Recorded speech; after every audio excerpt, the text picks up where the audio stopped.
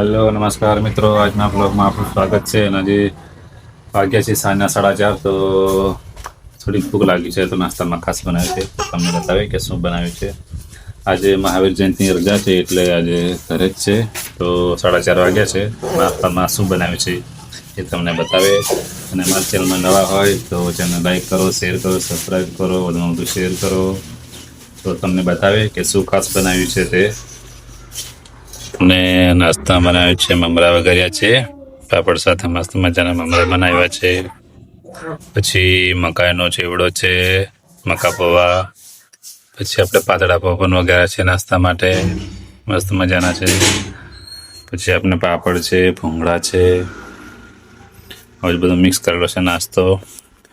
તો તમારે પણ નાસ્તો કરવો હોય તો આવી જાઓ મિત્રો.